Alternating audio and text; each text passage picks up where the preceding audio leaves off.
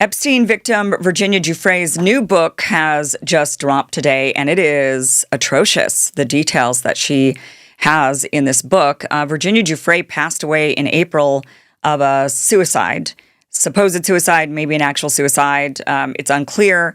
However, her new book, Nobody's Girl, dropped today. She had insisted before her death that this book came out no matter what happens to her. She wanted this book published. It is now published, and the details in it are disgusting. She points at many very powerful people. She doesn't name very many names. I mean, in the book, she does name Prince Andrew, but there's others that she just alludes to. She calls them billionaire one, billionaire two, billionaire three, prime minister one, a sadistic prime minister, soon to be governor of a Western U.S. state, and a former U.S. senator. These are the titles that she gave in the book, probably to protect the publisher, because she'd already publicly said who these people were in her testimonies and in her various different interviews.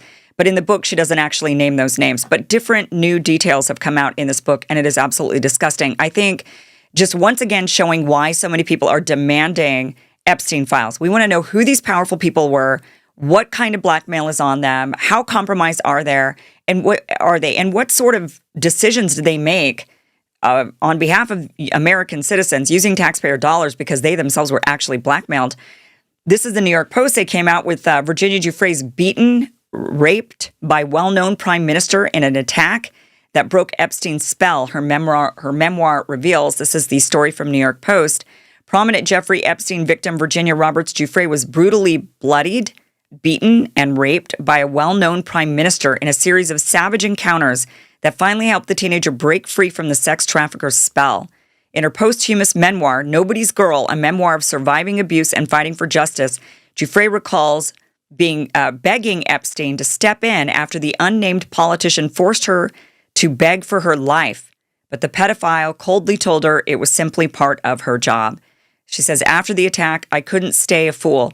Having been treated so brutally and then seeing Epstein's callous reaction to how terrorized I felt, I had to accept that Epstein meted out praise merely as a manipulation to keep me subservient.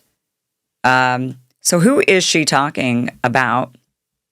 Well, we have some guesses based on some of the various different interviews and her testimony that she's done. When she talks about the sadistic prime minister, Giuffre describes an unnamed prime minister who raped her violently, choked her unconscious, laughing as she bled.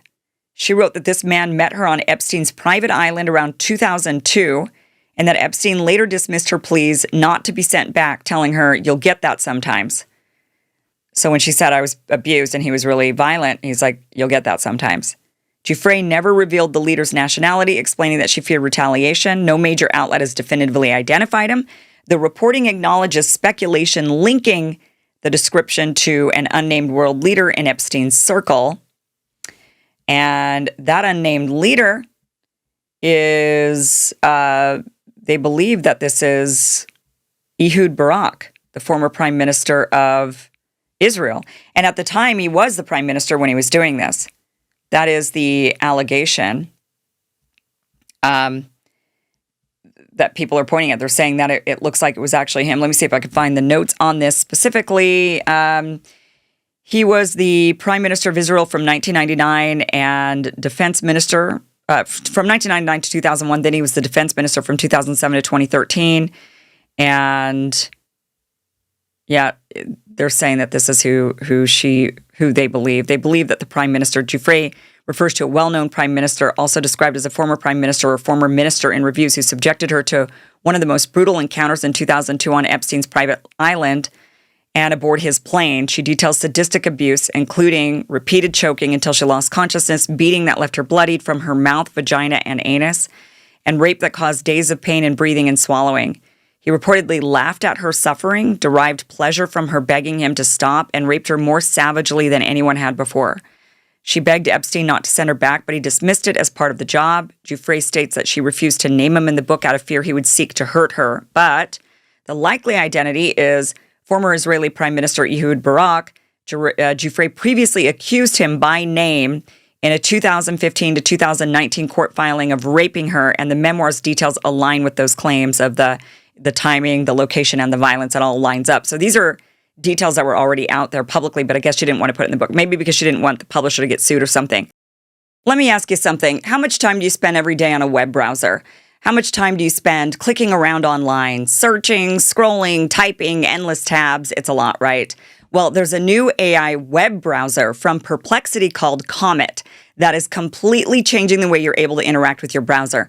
Using Comet feels like having a personal assistant living in your web browser that can actually do things for you across the internet. Yes, do things, not just give you answers. So you can ask Comet to handle tasks for you, and it literally will do the clicking, the typing, the searching, the scrolling, just like you would do to get things done. And it does it for you in the background while you just go about your day.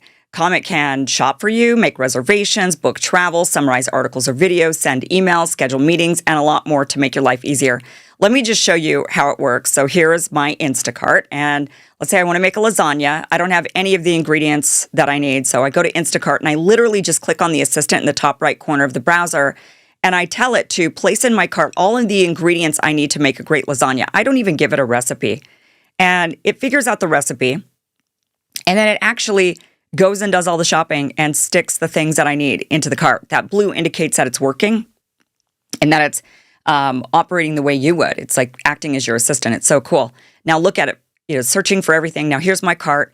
I've got everything I need now in my cart for lasagna, but I realize I already have eggs in my fridge. So I just delete that and boom, I just go to checkout, pay for it. That's it. Pretty cool, right?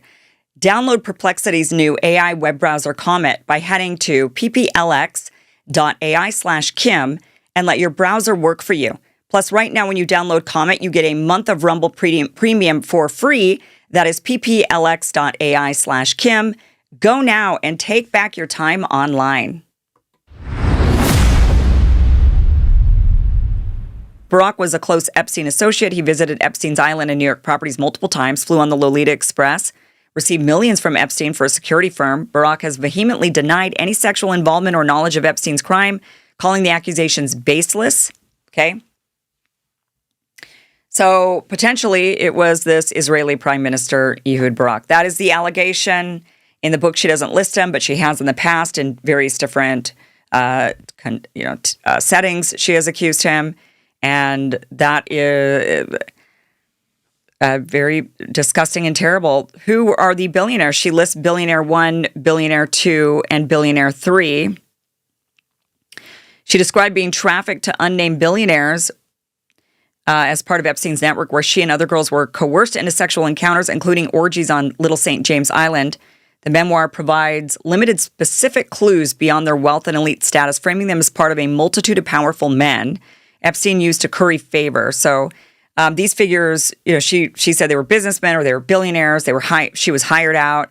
She didn't really give any unique descriptors, but based on her prior accusations in unsealed Epstein documents, billionaire 1 is likely Glenn Dubin, the hedge fund billionaire and co-founder of Highbridge Capital. Giuffre alleged in 2016 that she was trafficked to him for sex. He and his wife, Eva, were close Epstein friends. And Dubin, of course, all of these people deny that there was anything that was done. They all deny this. But I'm just sharing the people that she had already brought up in previous testimony, who these people might be in the book based on the testimony that she's already done publicly, or at least that's been unsealed. Billionaire 2 is likely Thomas Pritzker. She claimed in court filings that she was directed to have sex with him. He's denied any allegations. And billionaire 3 is likely Leon Black. This is the private equity billionaire and Apollo Global Management co-founder, or Michael Ovitz, former Disney president and talent agency billionaire. Giuffre referenced being trafficked to Leon Black in documents, and Ovitz was named in flight logs, but not directly accused by her. So it's all still kind of speculative, but these were the names that she had dropped. Soon to be governor of a Western state, I think that is probably Bill Richardson. New Mexico Governor Bill Richardson. He was elected in November of 2002, took office in January of 2003. Giuffre accused him in a 2016 deposition of having sex with her while underage. He was a former U.S. Energy Secretary, UN ambassador, and frequent Epstein guest. He was often on the flight logs for the Lolita Express. The former U.S. Senator is likely George Mitchell of Maine, who served between 1980 and 1995. Giuffre alleged in 2016 testimony that she was directed to have sex with him. He was a frequent Epstein associate, and later a Middle East peace envoy under Obama. Mitchell has denied, of course, any involvement or awareness of Epstein's activities. Of course, everybody's going to deny. But the book, really, I think the allegations against Ehud Barak, if that's who they are. I mean, in the book, she just says sadistic prime minister, and she says he has a foreign accent. So she makes it clear that this is not, she's Australian, so she said that he had a foreign, I think, English-speaking accent is what she was implying. So not somebody that was British or Australian, or obviously we don't have prime ministers in the United States, but the people have been connecting the dots to Ehud Barak as being the person that she was probably talking about. Of course, it could have been somebody else. I mean, the reality is that Epstein had a lot of powerful people that he was trying to manipulate and blackmail and get into his inner circle. And so it could have been another unnamed, but likely not. I mean, she was very open and pretty straightforward with who she was accusing. So she probably named all the names, which is why we have so many of the names, is because of Virginia Giuffre, who is now dead back in April at a very young age, only in her early 40s.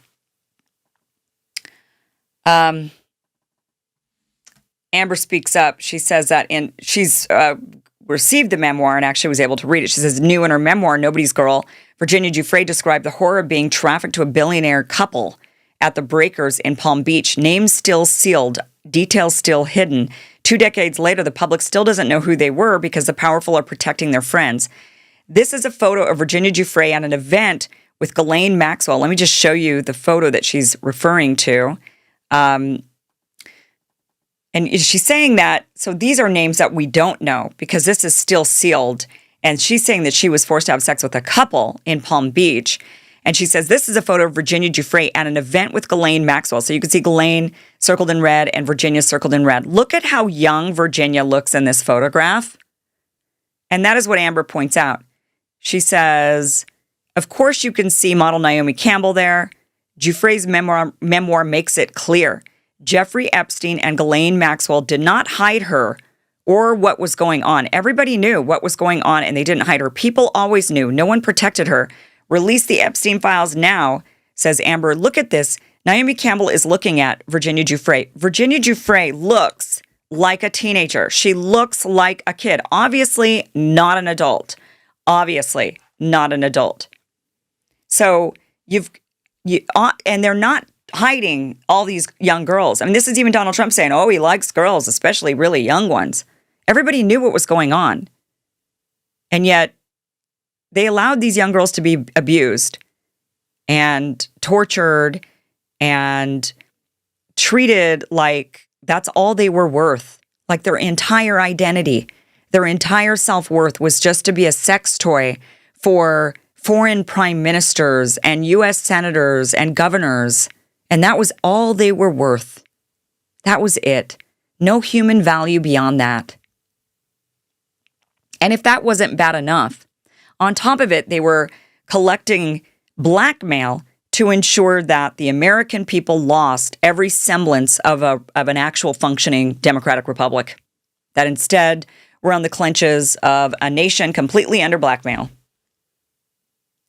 So Virginia was the physical victim. One of the physical victims, I should say. I don't even know how many victims there have been of the policies that have been enacted because of the blackmail that has been procured by the Epstein operation. How many people have been killed in wars? How many other young girls raped by soldiers? How many homes destroyed? How many lives destroyed? How many of our tax dollars spent killing children, burying children under buildings? The list of atrocities is endless with this scandal. It isn't just about Virginia Giuffre and the horrors that she endured. She endured many horrors. It was absolutely terrible. Her book is atrocious. I mean, this young girl, here she is at 13 years old. This is when they snatched her up, basically, from Trump's Mar-a-Lago and used her and abused her. And everybody knew it. Everybody knew it. I mean, these are the people at a party. They're all looking at her. They absolutely know. They absolutely know. Here's what Virginia said about Prince Andrew. She does talk more about him in the book. Nothing we don't really already know, but here she is talking about Prince Andrew. I was so young. Ghislaine woke me up in the morning and said, "You're going to meet a prince today." I didn't know at that point that I was going to be trafficked to that prince.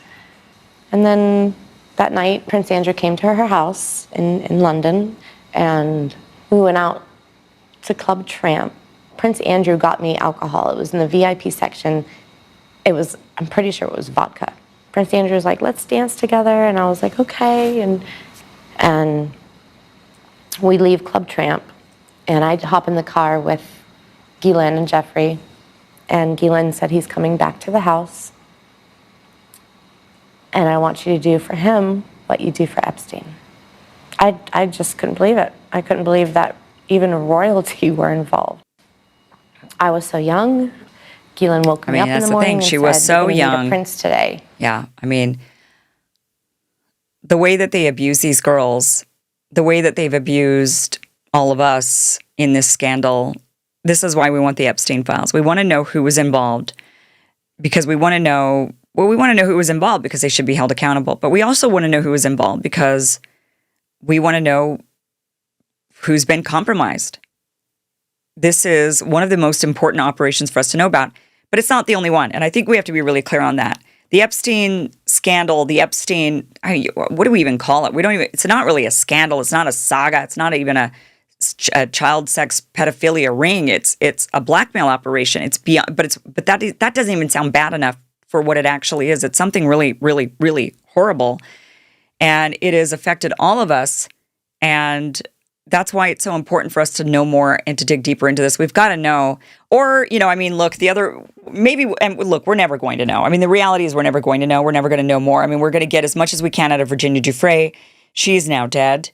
And this is the last, maybe there's more, but this is the last known memoir, the last known that we're going to get from her, testimony about what happened to her and who was involved. This is the last thing we're going to get. And so we're probably not going to get any Epstein files. Trump promised them to us. We're not getting them. We're not going to get any more information. So I think that the only appropriate reaction at this point is to ensure that we just do not vote for anybody who is shilling for the state of Israel, because we know that Epstein was likely working for Mossad, likely working for the state of Israel, likely gathering blackmail for them, maybe also for the CIA, maybe for other intelligence organizations as well. But certainly we should just be eradicating anybody from government who is going out and doing their pilgrimage to Israel and kissing the Wailing Wall. I mean, any and all of them have got to go. And we just got to say, that's it. That's it. We're not going to stand for this. We clearly have been blackmailed, brainwashed, and bribed, and we have to put a stop to it. And we don't know which ones of you did what. We don't know which ones of you are bribed and which ones of you are blackmailed. I mean, we have some ideas. But it doesn't matter. At the end of the day, we're cutting you loose. And we're just only going to be electing people that are America first, truly, absolutely, and totally America first. But this memoir, Nobody's Girl, just dropped today, and just a memoir of surviving abuse and fighting for justice. I don't know if I'm going to be able to read the whole thing, just read excerpts. And this is just what an atrocious, terrible thing. And what a tragic, tragic life that Virginia Giuffre was forced to live. Really, truly horrific and tragic. Thank you for watching this clip from the full Kim Iversen Show, which you can catch Monday through Friday, 2 p.m. Pacific, 5 p.m. Eastern at KimIversonShow.com. It is free for you to watch. Again, 2 p.m. Pacific, 5 p.m. Eastern, KimIversonShow.com. See you there.